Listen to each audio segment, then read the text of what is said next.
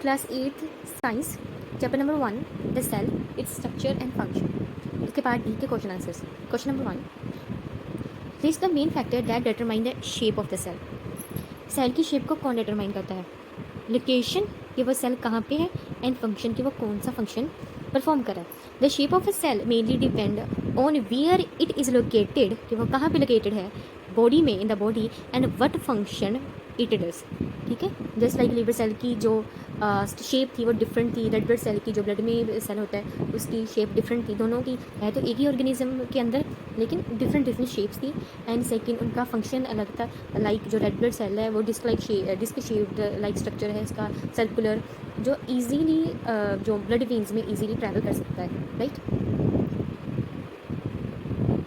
Next question, distinguish between unicellular and multicellular organism, give 2 example of each। unicellular मैंने हमेशा बताया, uni means one, cellular means cell, multi means many, cellular means cell। वो organism जो एक cell से बने हुए हैं वो यूनिसेलुलर है, और जो बहुत सारी सेल से बने हुए हैं वो मल्टीसेलुलर है। ठीक है, organism that are made up of single cell is called as unicellular organisms, and the organism that are made up of many cells are called multicellular organism। second difference, single cell perform all life function, सारी के सारी functions like breathing, respiration, digestion, जितने भी reproduction, जितने भी functions एक cell perform करता है वो सिर्फ एक ही करता है यूनिसेलुलर में। एंड जो मल्टी सेलुलर में different cells different function perform करने के लिए बने हुए होते हैं। लाइक यूनिसेलुलर मैंने एग्जांपल्स बहुत सारी थी, मैंने अमीबा की और बैक्टीरिया की ली है। एंड जो मल्टी सेलुलर में ह्यूमन, बर्ड, फिशेज, आप कुछ भी लिख सकते हो। Question number 3. Okay. Give reason for the following. The cell is called as structural and functional unit of life. The cell is called as a structural and functional unit of life because it forms the basic structure of living things. Right, क्योंकि वो सारे के सारे living things का basic structure बनाता है and perform all the essential function needed for life. और सारी के सारे जितने भी फंक्शंस एक ह्यूमन बॉडी करती है या एक लिविंग ऑर्गेनिज्म करता है वो सारे के सारे कौन करता है? वो उसका सेल करता है। लाइक जितने भी एसेंशियल फंक्शंस थे, growth, energy production, reproduction, growth, and और क्या था, और भी जितने भी थे, like digestion, respiration, like nutrition, सारे के सारे जो फंक्शन थे वो कौन करता था? सेल करता था। एंड हर एक लिविंग ऑर्गेनिज्म किससे बना हुआ है? सेल से ही बना हुआ है। Second question, plant cells are more rigid than animal cell, why? बहुत बार क्वेश्चन रिपीट हुआ है, बहुत बार क्वेश्चन ब्लैंक सीट्स में, एक्सरसाइज में भी बहुत बार रिपीट हुआ है, जो मैंने एक्सरसाइज करवा दी है कि प्लांट सेल को कौन एक रिजिडिटी प्रोवाइड करता है, कौन उसका शेप साइज स्ट्रक्चर प्रोवाइड करता है, उसको प्रोटेक्शन देता है, उसका शेप साइज स्ट्रक्चर मेंटेन करके रखता है, एकदम प्रोटेक्ट करके रखता है।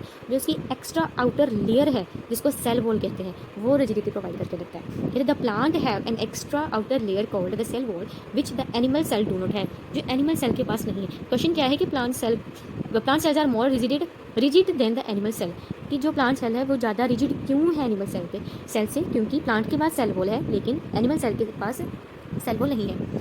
Next question, question number 4। Okay, which organelle is known as the power house of the cell? बड़ी बार रिपीट हुआ है, mitochondria. Mitochondria is the power house of the cell. क्यों? साथ में लिखा है why it is so called, because it produce energy by breaking down food during cellular respiration.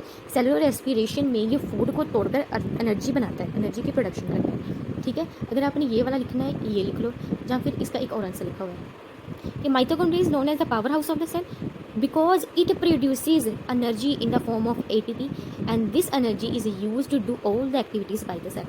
Mitochondria को power house of the cell कहते हैं। क्यों? क्योंकि वो प्रोड्यूस करता है एनर्जी ATP की फॉर्म में। जो ये एनर्जी है वो सेल उसको यूज़ करके सारी की सारी एक्टिविटीज़ करता है अपनी। राइट, ये वाला क्वेश्चन हमारे टाइम पे हमारी 8th क्लास में कराया था तो मुझे याद था तो मैंने ये लिख दिया।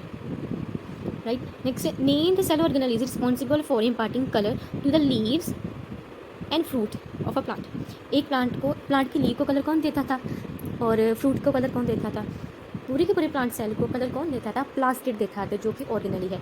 उसके भी बीच में जो लीव्स को कलर देती थी वो क्लोरोप्लास्ट थी, and fruit, vegetable and flowers को कलर देने वाली chromoplast. Chromo means colour, plast means plastic. ठीक है, chloroplast give colour, green colour देती थी। Chloroplast gives green colour to leaves because it contains chlorophyll, क्योंकि उसके पास क्लोरोफिल थी। And chromoplast give colour to fruit and flowers. ठीक है, okay. What is cilia and flagella? Right one similarity and one dissimilarity between them, ठीक है। सीलिया और flagella क्या थे? सीलिया और फ्लैजिला हमने जो एग्जाम्पल पढ़ी थी यूगलीना की, एंड एक और था पैरामीशियम था, ठीक है।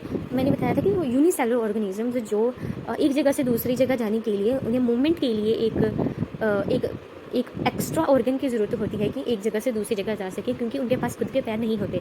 लाइक हम लोकोमोशन करने के लिए, मूवमेंट करने के लिए एक जगह से दूसरी जगह जाते हैं, लेकिन यूनिसेलुलर ऑर्गेनिज्म के पास ऐसा कुछ नहीं होता, पैर वगैरह नहीं होते, लेकिन उनके पास एक एक्स्ट्रा एक्सटेंशन होती है सेल मेम्ब्रेन की, जिसे सीलिया एंड फ्लैजिला कहते हैं, ठीक है। सीलिया किस में था? पैरामीशियम में था, ठीक है। एंड फ्लैजिलम किस में था? यूगलीना में रहा, ठीक है। ये मूवमेंट करके ये एक जगह से दूसरी जगह जाते थे। अभी इनकी सिमिलैरिटीज़ बतानी है सीलिया एंड फ्लैजिला की।